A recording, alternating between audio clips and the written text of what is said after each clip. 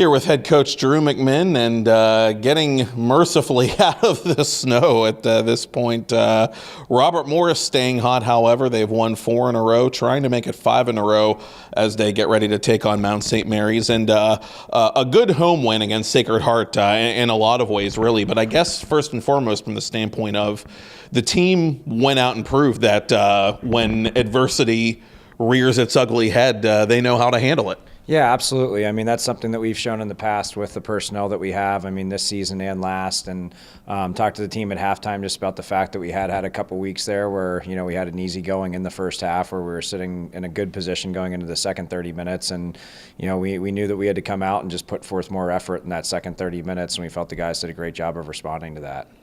Defensively, the team playing some great ball lately. A lot of guys quietly having very, very strong seasons who play at that position. In man-down situations in particular. In fact, it was there was a penalty against Jimmy that got killed right before Matt Schmidt got one of his goals. It was a big turning point in that Saturday game.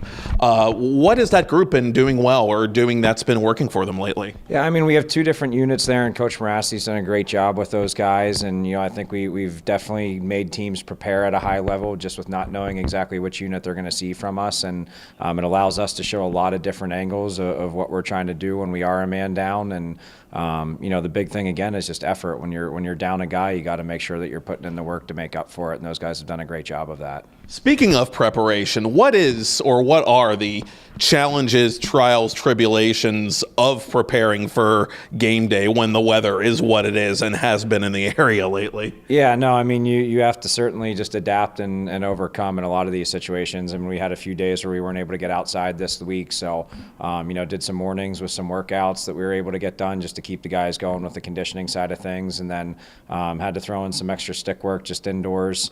Not able to actually go at the full practice approach that we normally would, but we're able to get back out there today. And as always, we talk to the guys about just focusing on what we have control over. So unfortunately, the weather's not one of those things. What's the as a player or as a coach? What's the craziest weather you've ever played in? Do you remember? We've had or coached in, for that matter. Yeah, I'd say coaching. I mean, we had one game canceled here over the years, just where it was pretty much undoable. That was a number of years ago against Bellarmine, probably back in 2007 or 8. Outside of that, I still remember one of my freshman year as a player. But when I'd say when you're kind of at that freezing point, but it's also wet with rain. I mean, those are those ones that really kind of catch you. But no, I mean, the weather. We've certainly dealt with the weather this winter so far, but it hasn't been too bad, and we're making the most out of it. So. And the players are you don't hear a word of complaint out of the guys. They seem, and I know athletes can be creatures of habit, but they've been going with the flow, and for that matter, they seem to be doing a very good job handling all the attention, the positive attention that's been heaped on them lately during this winning streak, which I know you guys talk a lot about, knowing how to filter that stuff out and handle that. Yeah, absolutely. I mean, again, we always get back to what's in our control. For the guys, we talk about it. I mean, when things are going well, obviously there's going to be some recognition that comes with that, and we expect that. And, regardless of whether things are going in a great direction or if we do, face some adversity, we always look at, our evaluation of what we can do better and how we can improve. And that's what we tell the guys to keep focused on it, at times like now, is not get caught up in the big picture, but just taking care of today and being the best team that we can be.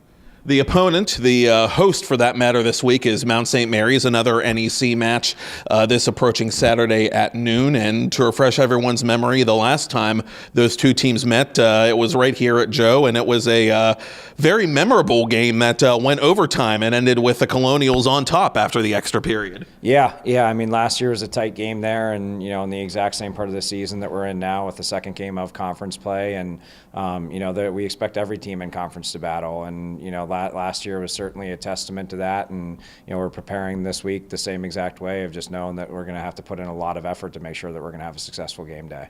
What do you look for from the Mount this weekend, and what should we be looking for, I guess, from the Mount as you guys get ready to take them on? Yeah, I mean, they're a fast-paced team. I mean, they're up there with the top 5 in the country of possessions per game, and that's the way that we like to play. So, it'll be interesting to see if they come out and try to play that way against us. But that's the way that we want to get up and down the field, and we expect it to be that type of game this Saturday, and that's the way that our guys want to play, and the fun way to play the game. So we hope it's going to be a fast up and down game as usual.